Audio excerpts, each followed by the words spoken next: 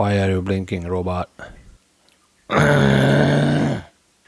Hey, my name is Emery. Welcome everybody to the Hive of Bizz TV. If you have never been here before, this is another comic book review episode where I review first issue comic books based on purely just the cover. So we go into a store, we pick out randomly a couple of comics, and that's where we are. And I read them and then I review them.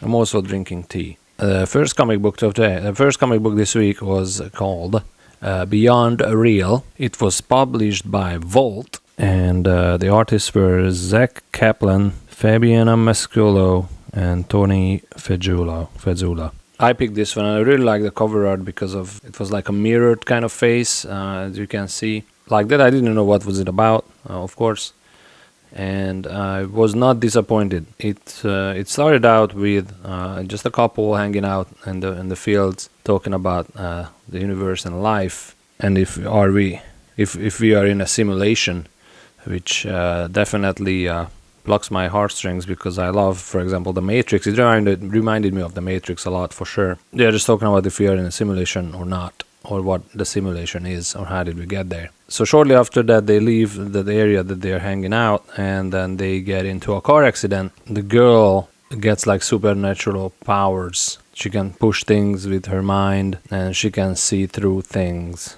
And the art itself was really cool, especially when she was disoriented and trying to understand what's happening after the accident, and she got better and stuff. But anyway, I really enjoyed the art. It was kind of cool. You have to read it. One interesting thing that I really liked was the letterer who made the letters was, I think, Tony Fezula, maybe? Actually, no.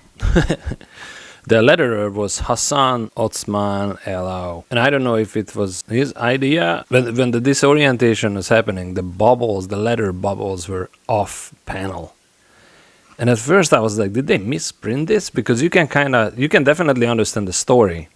But it was kind of like feeling, it was like, what is happening? So the half of the bubble was off and the text were like hanging out. So you couldn't read the full words as is. So anyway, and after I read the first couple of pages like that, it's not the whole comic is not like that. It's only when the disorientation is happening. But then I realized, I'm like, oh my gosh, this is part of it, like, because you feel uncomfortable reading. Like, I felt uncomfortable, not uncomfortable, but I felt like off by reading the comic book because the bubbles were off the panel, like out, like cut off. It's not like they are hanging out; they were just cut off, like it was a mistake. But anyway, that made me feel uneasy, and that was really cool reading it like that, because I'm like, I get it, it's part of it. It was pretty cool. It's a good idea. I don't know whose idea was that, maybe the writer or the letterer, but it was cool. It was a cool idea. Yeah, so they're fighting about are we in a simulation or not, and I'm a huge Matrix fan, of course, and we don't know what's real, and apparently this is beyond real, haha. Like, I remember when the Matrix came out, and I didn't know what it was about. I remember reading the reviews in Hungary. I was in Hungary at that time, and the reviews were not good. They were like, this movie makes no sense. I actually went on a date. I took a girl on a date, and that was one of those movies when I didn't know what it was about. I'm like, all right, we're just gonna do movie stuff with the girl. And within like 15 seconds, I was just glued to the screen. That was the first Matrix, and I just loved it all the way through. It was a great movie, great mind bender, if you are into that kind of stuff. The second comic book by Image Comics is called The 20th Century Man. And I did not pick this comic, my son did. And I was looking at it, I'm like, all right, the cover looks awesome. It looks like some kind of a robot suit, and it has the CCCP, the Soviet Union symbol. Anyway, it looks like an Iron Man, a poor man's Iron Man. That's what it looks like. That's what the cover looked like. So I knew it was kind of sci-fi-ish, but I'm like, let me read it. I didn't know what to expect, but I'm like, it's probably some kind of a military story. And I was right. It is a very political military comic book. Of course, science fiction for the most part, because there are superheroes. It was published in 2022. The artists were Denise Camp, S. Morian, and Aditya Bidikar. The story is jumping in time and in place, like they jump around between Vietnam, Afghanistan, Moscow, the US. They even mention Hungary, which is kind of cool for like 2 panels. And it's some sort of a superhero, but it's not really a superhero because I mean they have the suit, right? The Russians have this suit that reminded me of Iron Man a little bit. But it was the story itself was really cool, and the art at the beginning captured me for sure. The first couple of pages. Now, one of the interesting things that the art is, I feel like it was constantly changing depending on the time period that they were addressing, and also I found it interesting that the letterer. It's another comic book where the letterer did something cool that I have not seen. They used different kind of bubbles, I think, depending on where they were. In the beginning, they used just like a normal bubble, but with only a line pointing to the person who is talking, just not the arrow, right? Just a pure line. I like that. I was like, all right, that's kind of cool. I thought the whole comic book is gonna be like that. And then they switched to a normal comic book triangle from the bubble. It's like normal comic book stuff. And then the last portion of the comic book, they use some kind of a weird. It's more like a square. Right, no pointing. I mean, it points to the speaker, but it's more like a square. I will put up some pictures of what I'm talking about. But anyway, it was kind of cool, and the story itself is very intriguing. They definitely jump around different countries, and they they try to state their political views. To the end of the issue, America steps up, and the president is talking why they are trying to get into this war. This comic book had some really cool. The writing was amazing. When there's this big Iron Man looking guy, but his whole body is just a machine. I think it might be just his head. No, I don't know. No, I think it's his whole body, just like Iron Man. But anyway, so this is this huge body, and he's talking to this girl, and he's saying, "People are puzzles. Watch as she takes me apart." And it's like so romantic. Well, because it's a callback from an earlier panel. And I don't know. You gotta read this book because it is so cool. But the end, my favorite is the president, the United States president is like giving a speech. And we have a sense that he was also a superhero at that time fighting the Nazis and stuff. And now he's a president, and I think he's going to fight again. So he's some kind of a superhero as well with a suit. But I like it when he said, "God bless you, God bless the United States of America, and God damn anyone who gets in our way." And that was the end. That was like so good. So, yeah, you gotta read it. All right, next book this week was called Birthright.